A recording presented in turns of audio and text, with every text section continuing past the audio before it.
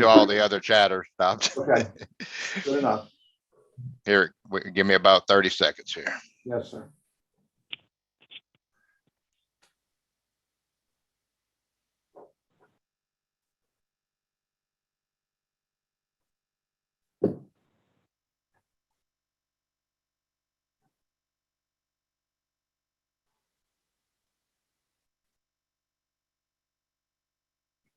Dr. O'Neill is just joining us right now.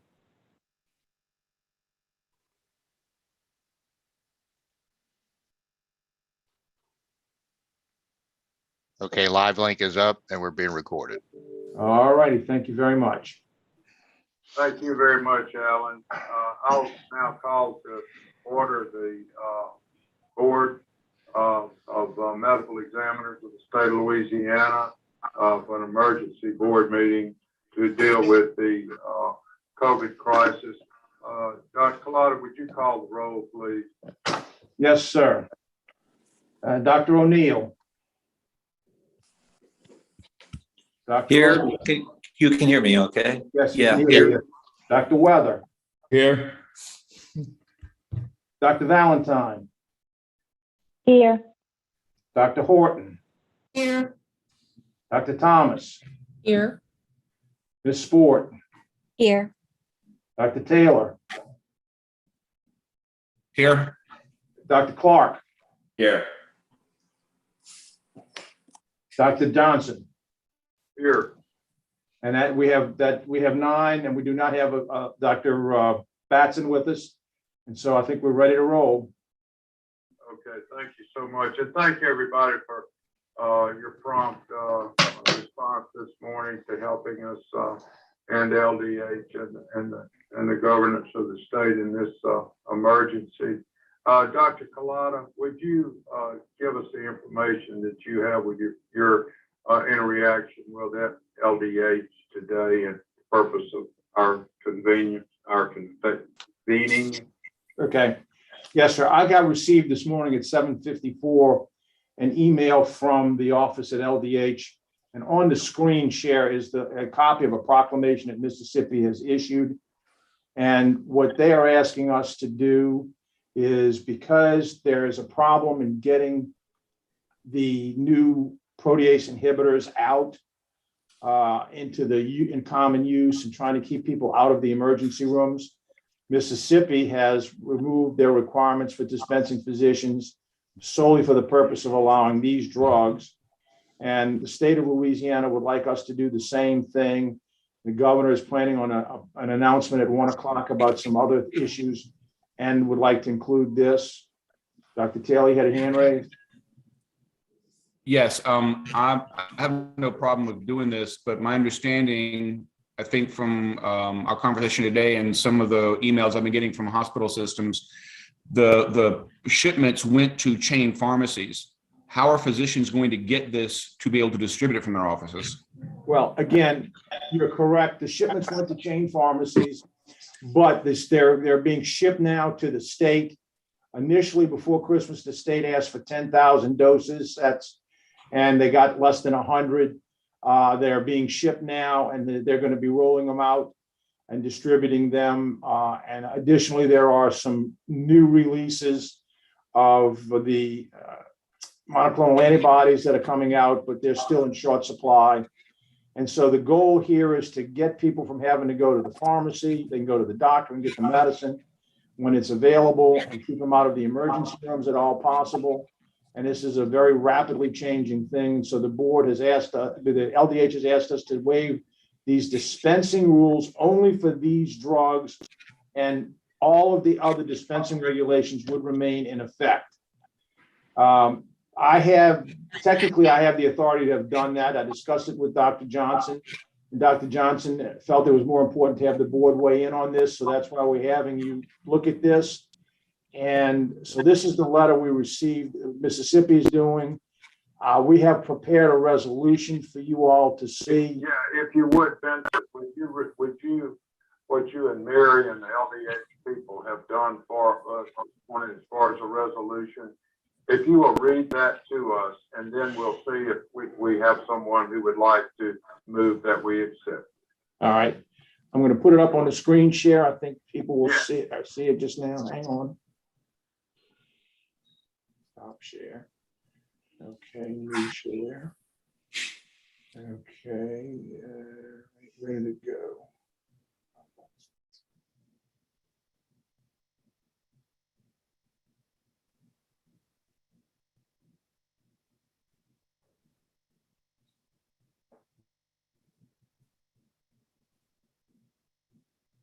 Can you all see anything now? Yes. Yes. Yep. You Yes, see the sir. state board of medical examiners now? So the resolution says on a motion of and seconded by and approved by the majority of the voting members of the board, the following resolution was adopted December 30th, 2021, special call meeting of the Louisiana State Board of Medical Examiners, hereinafter known as the board. Whereas to date, the U.S. Food and Drug Administration has issued 2 emergency use authorizations for oral antivirals for the outpatient treatment of COVID, Molnupiravir and Paroxetine.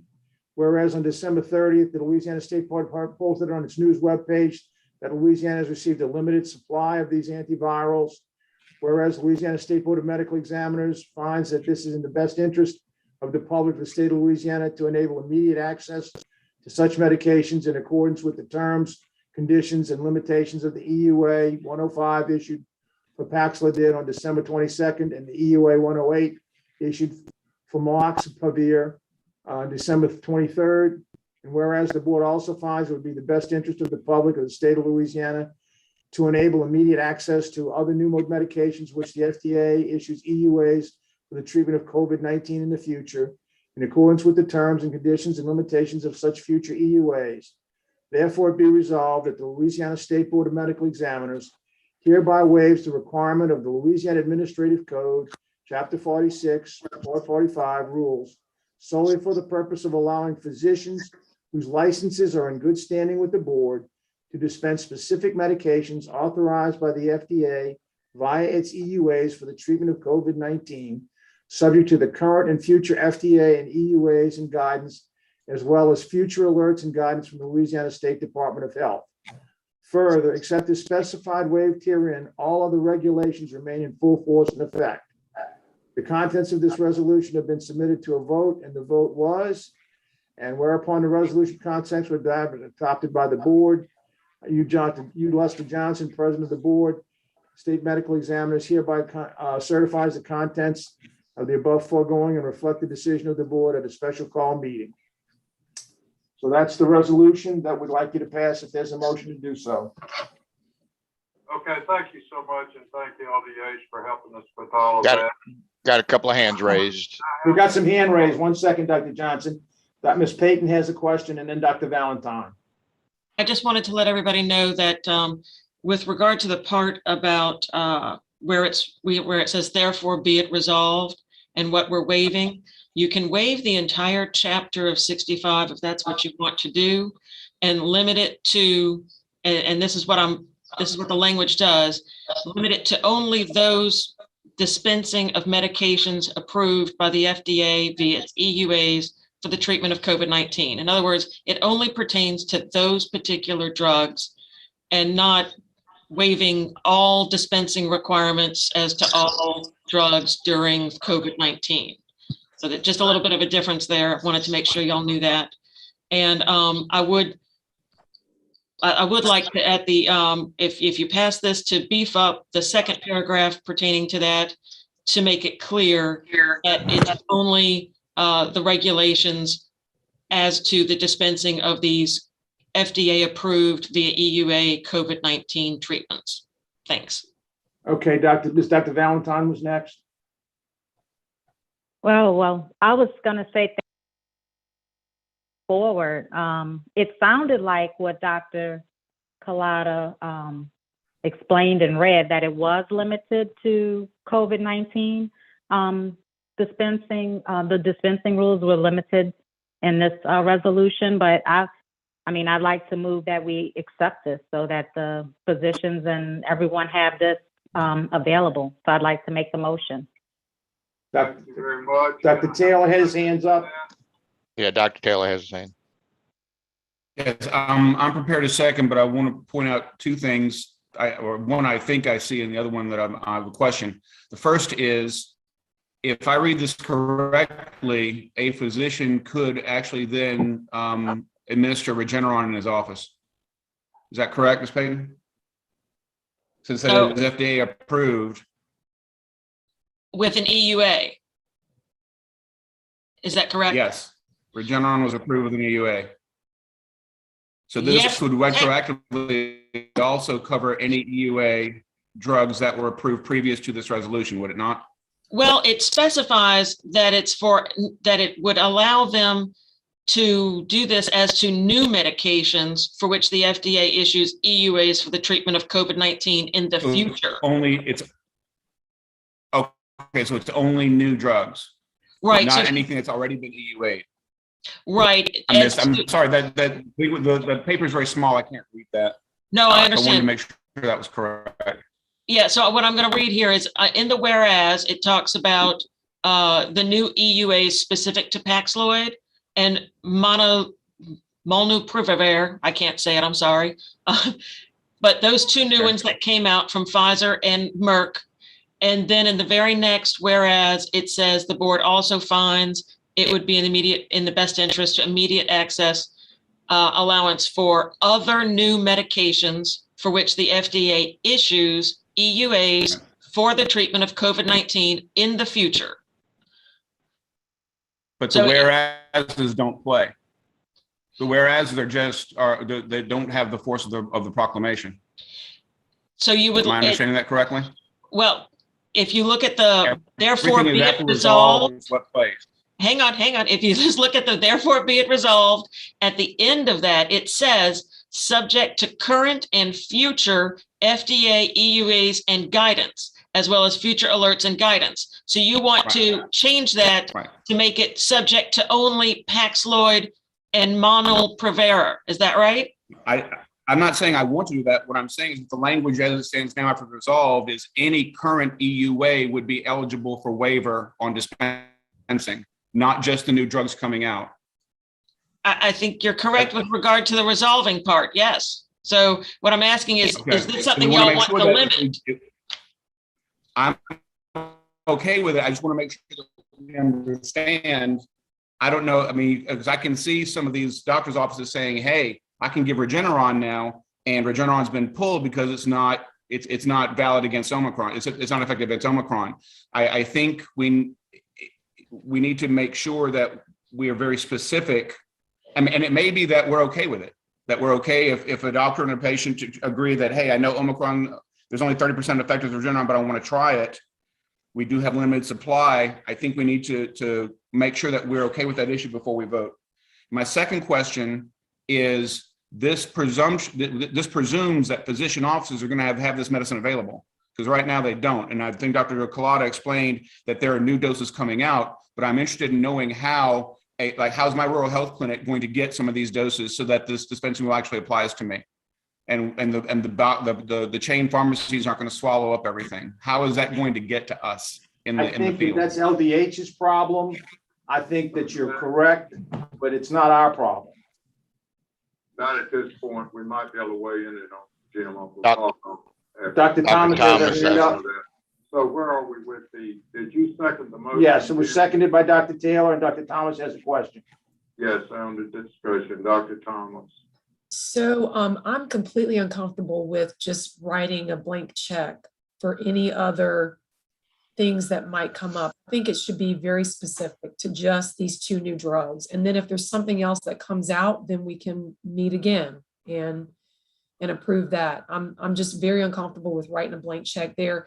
Certainly, the vast majority of our licensees are, well-read and are following the guidelines and that sort of thing. But I think we need to protect ourselves or protect the public from, those rogue agents. I'm completely uncomfortable. Okay, I think that's what Jim had said in his second anyway. Was there an amendment then to the thing? Sure. Vincent, would you help them with that amendment? Okay, again, if what we're saying, and Mary can correct me if I'm wrong, is that these would apply to only things that come up Well, she only wants the 2 drugs. So, Make okay. an amendment for the 2 drugs, Vincent. All right, so then, okay, so then there'll be, do we need a motion to amend out that this be rewritten and say that this is only for 2 drugs and nothing else? And we would do that. But my concern is, and I just want to make sure everybody sees both sides of that issue, is that if there's another drug that comes out, we got to have another meeting. Whereas this is written to say if it's approved by the FDA with an EUA, it's okay for them to give in their office. It's not any drug. The rest of the rules would apply. It would have to be FDA approved for the treatment and with an EUA of COVID for them to use it. It's not any drug. They can't start using anything else that's out there. Okay, we understand. Okay. Dr. Thomas, does that assuage your concern, or do you want to make that amendment? I guess, I mean, we're thinking, for us, we're thinking like-minded, like what would we all do? But I think we have to think about it from the perspective of the rogue agent. Like, it's almost like, whenever they come out with a new technology, then they ask a bunch of hackers to look at how they can hack into the system. So I think we don't necessarily need to think about what the vast majority of our licensees are going to do. We need to think about what the rogue agents might try to do. Well, we just need to get something done that we can all agree on, or that we can agree on the majority of it. And you have 3 hands raised, Dr. Johnson, Dr. Weather is first, Dr. Clark is second, and Ms. Ford is third. Okay. Dr. Weather? Dr. Weather. Yes, I would either second Dr. Thomas's motion to amend or either to move it. Okay, Dr. Clark. I guess I'm moving, there's no second on the amendment, but if there is, I'm going to move against the amendment. I do understand the concerns, but also understands the concerns of the governor, and I want to support him. And I think that if there is an issue for us to come back and address this issue by saying it may be liberal at this time, I think we could come back and fix it if need be. But I think I'd hate to put any restrictions on it right now. I move against the amendment. Ms. Ford? I'm going to speak against the amendment also because I think that the therefore be it resolved provision of this resolution contains the language that Dr. Collada read to us.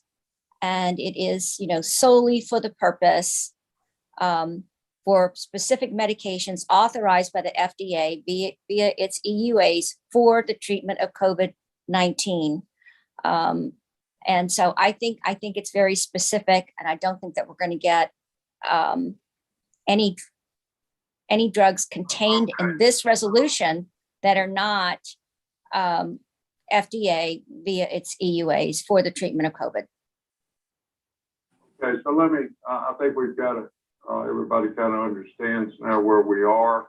As far as a formal amendment and whatnot, we have an amendment, and then we had a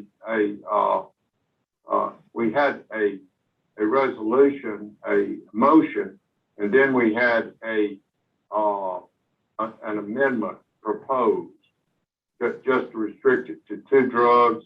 But now we've had a discussion that there's folks that want to go with the total amendment that was as it was read. So where are we at on Mary? What do I need to? Well, first of all, Dr. Taylor has his hand raised to comment on the discussion. And then you'd have to have a vote on the motion to amend, and then a motion on the amended motion or the unamended motion that was initially. Okay, Dr. Taylor. Dr. Taylor. Yes, I understand the thing at the point, want to reiterate the point about EUAs. There are medicines out there, specifically one right now that is being withdrawn that has an EUA because it's not effective against this variant. So what we're going to see, and we need to be prepared for, is that people are going to be using that variant, that Regeneron, against a variant for which it's not effective against the standards that have been produced by the CDC. As long as I want to make sure that we understand that before we go forward, because going back and trying to clean that up is going to be very difficult. We just have to let it go, and that's going to be a problem in and of itself. With that said, if we want to proceed, I'm okay. We just need to know that going forward. Okay, thank you so much. So would you call the roll on the amendment to restrict this to 2 drugs? Yes, sir. Is Yes, sir. is that the way you understand it, Mary?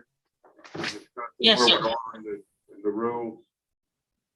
My understanding of the resolution amendment, yes, sir. Then the entire motion itself. Okay, call the roll then. On the motion to limit it to the 2 drugs, Dr. O'Neill.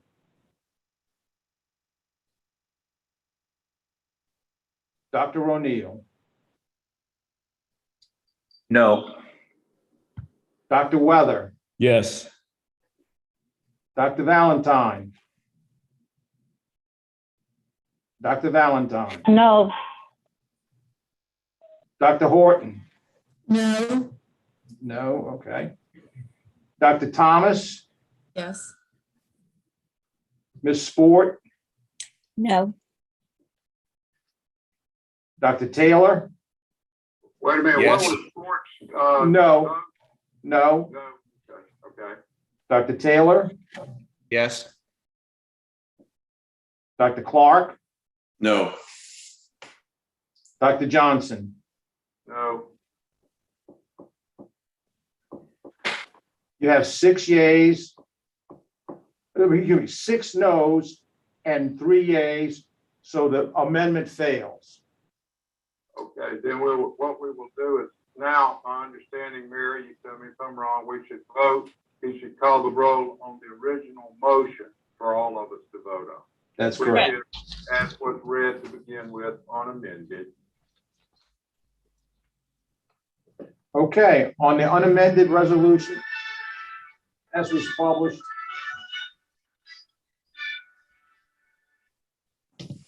On the unamended motion, Dr. O'Neill, Yes. Dr. Weather, Yes. Dr. Valentine, Yes. Dr. Horton, Yes. Dr. Thomas, I Dr. Thomas, abstain. Ms. Sport, Yes. Dr. Taylor, Yes. Dr. Clark, Yes. Dr. Johnson. Yes. All right, it passes with 1 abstention, and there are no nays, and so it passes, and I will start circulating that as to the proper people so that the governor can take advantage of our support in this motion. Thank you all so much for this. This probably will not be the last emergency sort of meeting we have for these sorts of issues. As we discussed in the last few months, we find ourselves in the furthest epidemic in history, and I really appreciate everybody getting together and the very frank and very good discussion about this. Vincent, I think that as we go forward, when you talk to LDH, or maybe you and I would need to let them know about some of the concerns that are raised, that in particular, how we get this medicine out to these doctors' offices through these pharmacies and whatnot that Dr. Taylor brought up, and some of the questions that Dr. Thomas brought up as well. This did carry, but I think that you need to let them know all about the discussion in case nobody was watching the meeting this morning. So thank y'all very much. Is there anything else that you need from us, Vincent? I just need to let you know that we're going to stamp your name, your signature on this resolution and get it to the LDH very shortly. Okay, and then I'll do whatever you need to do on the sign and whatever later. Or you Okay. can send it on to the. We'll office. stamp both of them with your signatures. You don't have to sign them. We'll just use your stamp. Okay. All right. Thank y'all all so very much, and I hope everybody has a great new year. Happy New Year, and thank you very much, ladies and gentlemen. Happy New Appreciate your Year. support. Happy New Year.